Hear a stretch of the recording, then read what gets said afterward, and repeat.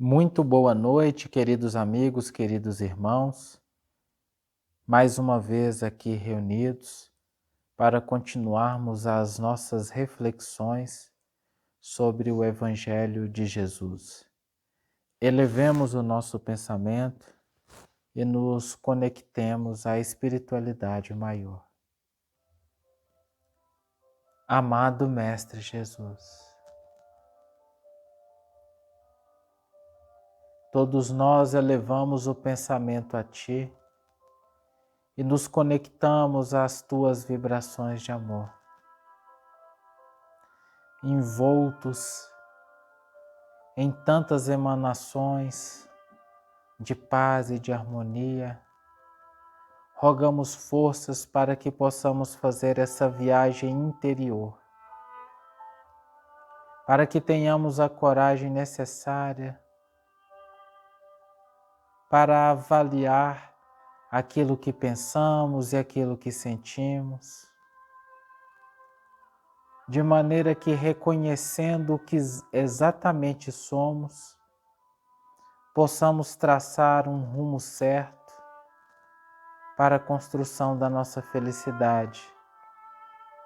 Dai-nos forças, Mestre querido, para que possamos trabalhar firmemente na base das nossas dificuldades, para que possamos ir direto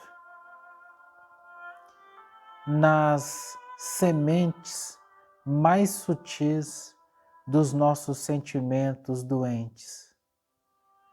E fazendo essa limpeza, arando esse terreno do nosso coração e do nosso pensamento, possamos preparar o campo para um plantio novo, o plantio das verdades eternas, que nos trará frutos de felicidade e de paz.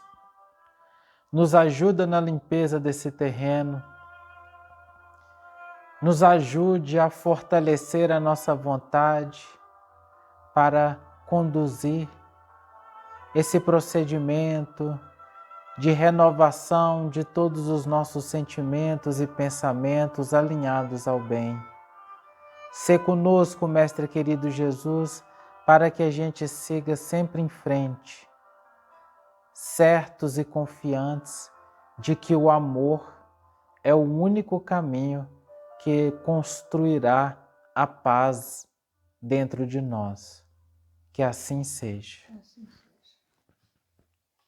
Boa noite, amigos, boa noite, irmãos. Iremos continuar nossos estudos sobre o capítulo 8 do Evangelho segundo o Espiritismo. O escândalo não é somente o que ofende a consciência de outrem, é tudo o que é o resultado dos vícios e das imperfeições dos homens, toda reação má de indivíduo para indivíduo, com ou sem repercussão. O escândalo, neste caso, é o resultado efetivo do mal moral.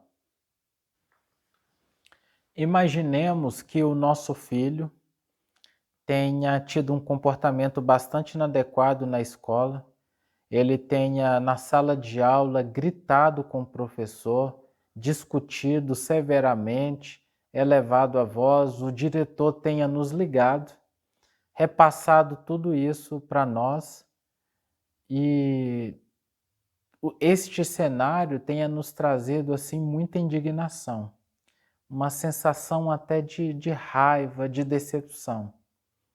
E o diretor pede para a gente conversar com o professor, nós conversamos com o professor coloca em mais detalhes o quanto que o nosso filho gritou e desrespeitou ele na sala de aula. Logicamente, ele foi expulso, chegou em casa com o papel, com uma advertência, e nós, tomados dessa decepção, dessa raiva, nós começamos a brigar com esse filho e a gritar com ele. Esse é um cenário que acaba sendo bastante comum. E eu queria começar com essa reflexão. Nós estamos com a melhor das boas intenções para corrigir uma conduta inadequada do nosso filho, que foi gritar com o professor. Mas como é que nós vamos corrigir essa conduta inadequada aplicando a mesma conduta inadequada, porque eu estou gritando com ele. Como é que a gente vai promover essa coerência na condução dessa educação? O que nós estamos passando quando nós, ao tentar corrigir uma conduta X, nós aplicamos a mesma atitude X? Todos nós, ou se não grande parte de nós, ainda estamos muito conectados com o conceito de que, para vencer o mal, nós precisamos atacar o mal. Então, nós justificamos uma conduta mais difícil, dizendo que ela era necessária para se evitar ou corrigir um outro mal. Mas quando eu entro nesse cenário de relativização que o mal em determinadas circunstâncias pode, eu me torno exatamente igual àquele que faz o mal, porque aquele que faz o mal, que comete o escândalo, ele também tem as suas justificativas que o levaram a agir daquela maneira. E cada um tem as suas justificativas. Tem pessoas que têm justificativas mais torpes e tem outras que têm justificativas mais elaboradas. Tem pessoas que reagem com o mal para qualquer coisa e tem outras que dizem que a reação com o mal ela é necessária quando a situação é mais complexa. Mas em todos esses cenários, estamos fazendo mal. E é por isso que nós aqui hoje gostaríamos de perguntar: qual tem sido a nossa postura diante do escândalo do outro? Porque a gente fica muito focado em ver, apontar e analisar o que o outro faz de mal. Mas como tem sido a nossa postura diante desses escândalos alheios? O mal do outro justifica o nosso mal? O escândalo do outro justifica o nosso escândalo? Voltando naquele exemplo, o fato do aluno começar a gritar dentro da sala de aula justificaria também o professor gritar em desrespeito? Já que ele está gritando, eu também vou gritar. Já que ele está falando palavras de baixo calão, eu também vou falar para me defender. O escândalo do outro, ele autoriza perante as verdades evangélicas que eu também vivencio o escândalo? Como nós temos agido, como nós temos reagido perante os desequilíbrios alheios? Podemos até dizer que nós permanecemos calados, muitas vezes nós até rezamos pelo indivíduo, por esse outro espírito, mas com qual vibração? Com a vibração do orgulho, no qual eu me sinto superior àquele que está desequilibrado? Ou eu fico em silêncio com a vibração do julgamento e da crítica? Olha que atitude completamente descabida. Ou eu fico em silêncio, mas alimentando pensamentos de agressão e de raiva e de vingança? Como têm sido os meus pensamentos e sentimentos ao eu tomar contato com o escândalo do outro? Nós podemos trazer isso para o nosso dia a dia para que a gente esteja atento, porque nessas condições é muito comum que eu também me torne um agente de escândalo.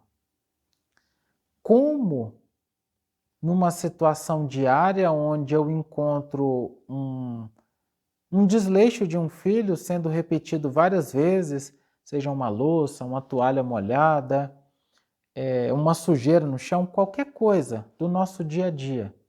E naquele momento eu me desequilibro e começo a gritar.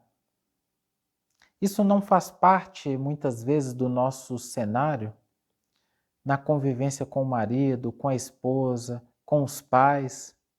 Quantas são as vezes que nós não conseguimos nos equilibrar e, mediante a repetição dos pequenos erros do outro, mediante os pequenos escândalos diários do outro, eu também me dou o direito de escandalizar.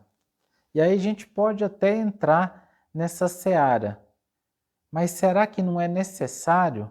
Sim, é necessário que nós eduquemos aqueles que estão sob a nossa tutela e é necessário que a gente se posicione. Mas nós confundimos firmeza com desequilíbrio. Nós confundimos verdade com crueldade. E é esse o ponto que nós gostaríamos de trazer, para que a gente esteja muito atento àquilo que a gente pensa e sente, para que comecemos a ficar vigilantes diante dessas pequenas agulhadas do dia a dia, para que consigamos nos perceber se nós não estamos nos tornando agentes de escândalo ao tomar contato com o escândalo do outro. E que fique bem claro para todos nós, não justifica, nunca justifica. O mal é mal, mesmo que todos o façam. E o bem é bem, mesmo que poucos o façam. Em hipótese nenhuma, o mal será aceitável nas condutas evangélicas. Esse é o ponto que nos leva a um novo patamar de reflexão e que chega até a nos constranger, porque diante desses desafios diários, nós precisamos desenvolver novas formas de lidar com essas situações. Nós precisamos construir novas formas de nos posicionar. Jesus vem nos fazer esse convite para que a gente faça um ressignificado das nossas atitudes, para que a gente busque desenvolver outros mecanismos de lidar com os desafios diários. Esse é o grande desafio do Evangelho, que nos conduz a uma reflexão profunda. Como agir diante desses cenários que se apresentam para mim, no trabalho, nos relacionamentos, em casa, como nós podemos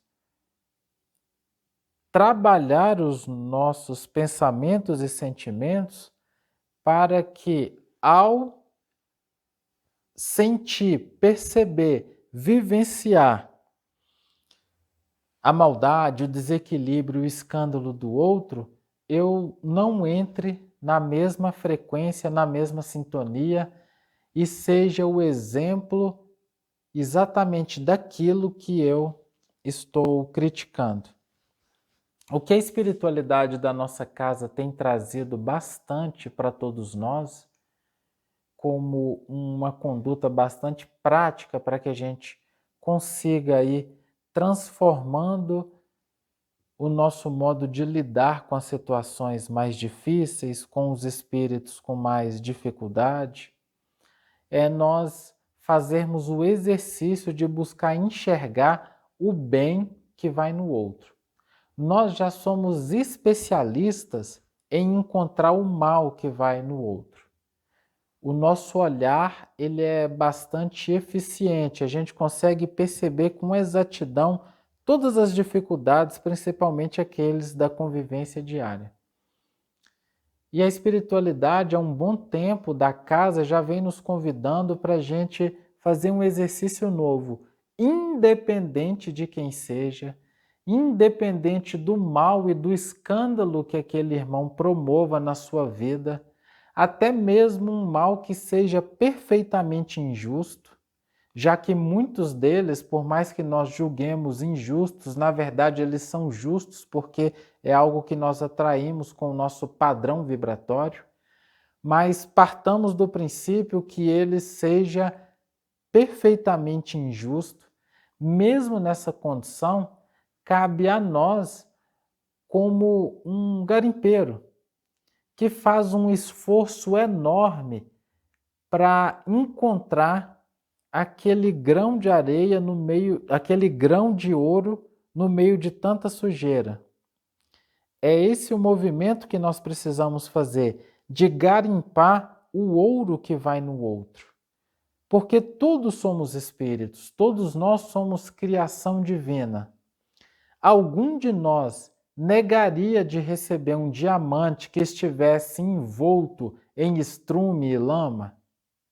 Mesmo o diamante estando nessas condições e com um cheiro horrível, nós aceitaríamos o diamante, porque a gente saberia da essência que estaria por detrás daquele misto de lama e estrume.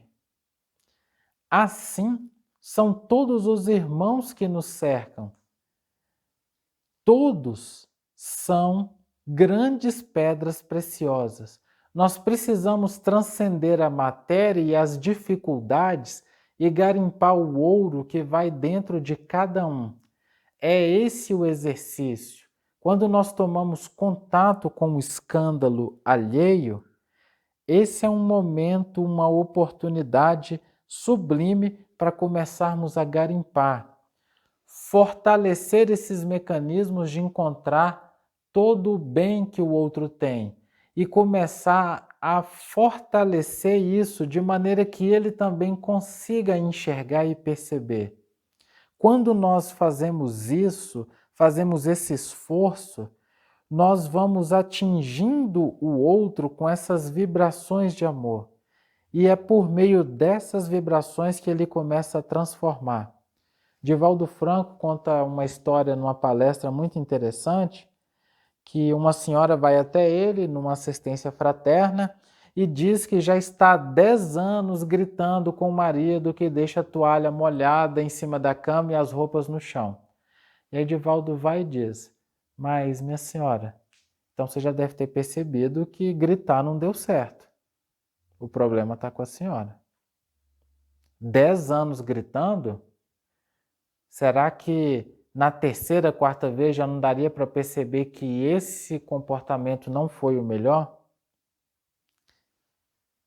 Fazendo esse olhar para dentro de nós mesmos.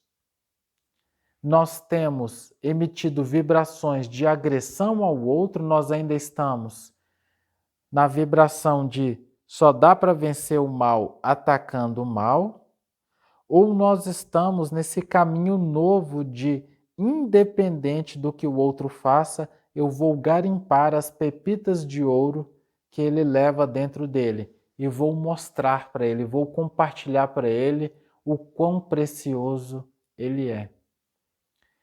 É isso que a gente gostaria de trazer, essa reflexão, para que a gente comece a movimentar esses músculos novos dos nossos pensamentos e sentimentos para enxergar o bem que há no outro, mesmo de trás daquela carapaça de desequilíbrio, de agressão, de indiferença, que a gente garimpe essas pedras preciosas que todos nós temos em nosso coração.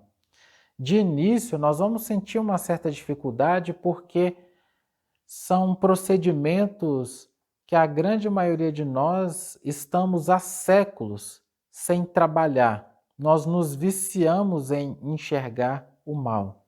Mas é possível. É aquele trabalho paciencioso de, com a nossa peneira de garimpo, girar a água, ir retirando o lodo, a terra. Um trabalho enorme, mas que depois de dias nós encontramos aquela pepita que justifica uma vida inteira de trabalho. É esse o movimento de conseguirmos, diante do escândalo do outro, ao invés de sentir raiva, sentir indignação, mágoa, querermos julgar, criticar e até mesmo agredir de volta, que a gente consiga enxergar aquele espírito como um irmão em sofrimento. Porque aquele que agride e comete um escândalo, ele já está se destruindo, porque tudo aquilo que nós fazemos, sentimos e pensamos contrário à lei, nós já estamos nos autodestruindo. É esse olhar que nós precisamos ter. Olhar aquele espírito, transcender a matéria, transcender aquelas atitudes exteriores, vivenciar essa compaixão e sentir esse amor por aquele irmão que, por meio daqueles atos desequilibrados, no fundo ele pede: me ajuda. Nem eu mais consigo enxergar a pedra preciosa que sou. Mostre-me o quão belo e precioso sou, para que eu possa me conectar com o bem que há em mim. Esse é o convite de Jesus para todos nós. Diante de quaisquer escândalos, que a gente garimpe o precioso do outro e entregue a ele e mostre a ele que ele é uma criação divina que nasceu para ser feliz. Queridos amigos, peço licença a vocês para ler um poema de Maria Dolores, psicografado por Francisco Cândido Xavier. O poema é um pouquinho longo, mas de uma beleza e profundidade que eu convido todos para estarmos juntos. A árvore e a fonte. Era uma laranjeira de alto porte, muito perto da fonte que a nutria. No recanto obscuro de um pomar, aves faziam dela um reino de alegria sobre o apoio do tronco largo e forte. Quadro de paz e amor da natureza, a árvore a farfalhar entre as frondes felizes, os melros, os sabiás e os gaturamos, tecendo ninhos nos seus ramos, uma fonte alentando-lhe as raízes e o céu azul ao sol cobrindo-lhe a beleza. Vegetal esquecido pelo dono, não se queixava de abandono. Muito contrariamente, ao invés disso, era um palácio verde em constante serviço. Abelhas tinham nele um refúgio e um tesouro, a sorverem-lhe o mel dos frutos que lembravam pomos vestidos de ouro. Mas um dia surgiu extenso bando de homens sedentos e famintos, que deram pasto franco a seus próprios instintos. Depois de enlamear a fonte de águas claras, agrediram a nobre laranjeira, manobrando facões, pedras e varas, e, em estreitos minutos, despojaram-na inteira de todos os seus frutos. A fonte, sempre calma, guardou manchas e mágoas, lavando sobre a areia as suas próprias águas. A árvore fez silêncio. Maltratada e ferida, deitava a seiva em pingos qual se fossem densas gotas de pranto. Os pássaros, no entanto, não choravam somente os estragos nos ninhos, entre arbustos vizinhos. Lastimavam as duas benfeitoras, a fonte que os mantinha em constante alegria, e a árvore de bênçãos protetoras que lhes doava o pão de cada dia. E pipilavam com tamanha dor, que pareciam todos juntos numa prece de amor, rogando a Deus em voz enternecida, que as protegesse e as refizesse para a luz da vida. E Deus lhes atendeu aos rogos de ternura. Dentro de tempo breve, em verdes resplendores, o tronco era de novo um palácio de flores e a fonte era mais pura. Nesse quadro do campo, alma querida, vejo-te a vida, o tronco e a fé que sintetiza, a fonte linda do teu belo ideal, entre os pobres irmãos adversários, da crença que nos guarda e nos eleva, sem saber que se fazem intérpretes da treva e empreiteiros do mal. tristes amigos irritados, sei que te ferem a alma boa, entretanto trabalha, ama e perdoa. No tempo que se altera sobre o tempo, surgirão transformados. Os descrentes e os maus, na condição de ateus, são sempre corações desesperados, com saudades de Deus. Nesse poema de Maria Dolores, de excelsa beleza, nós vemos os nossos corações buscando desesperadamente os caminhos de Jesus. E quantas vezes todas as verdades que esposamos, todas as lutas que envergamos e trabalhamos, quantas vezes são dilacerados pela calúnia, pela maldade, pela crítica, quando o nosso coração jazia-se cantando por ter encontrado o caminho. Mas ouvidemos a todos aqueles que se tornam escândalos, porque eles também nos auxiliam a encontrarmos a nós mesmos, a nos fortalecermos, a caminharmos. E quando olhamos aos nossos irmãos que desfolham as nossas folhas, que arrancam aqueles frutos incipientes do nosso amor com tanta maldade, sejamos como a laranjeira e a fonte, para nos vestirmos novamente de esperanças e levarmos o nosso afago, a nossa paciência, a nossa ternura para aqueles irmãos desesperados, pois, como diz Maria Dolores, são irmãos com saudade de Deus. Mestre Jesus,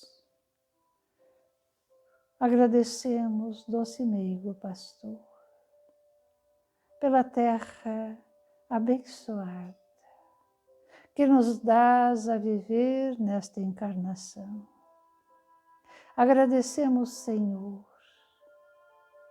pelas dificuldades presentes desse vírus terrível que nos coloca em nosso lar, com a oportunidade de refletirmos sobre as tuas mensagens, de refletirmos sobre o teu amor, de refletirmos sobre a tua promessa, que não nos deixaria órfãos, pois estaria conosco até o findar dos tempos.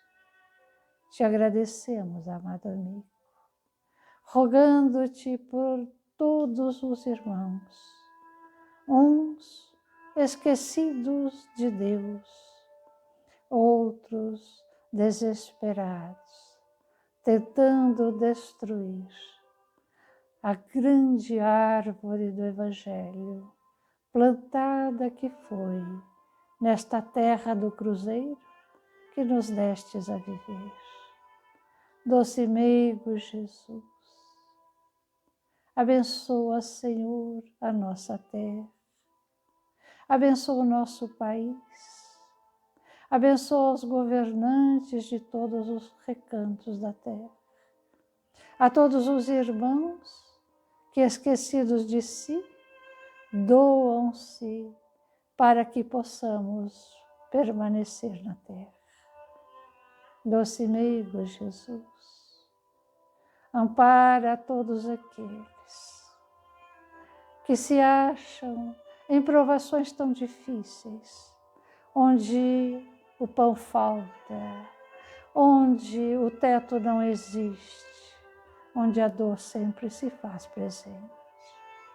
Que possamos, na pequenez do nosso coração, unirmos-nos em oração, para que o nosso amor possa se transmutar em pétalas de luz a balsamizar as dores de outros irmãos. Que assim seja.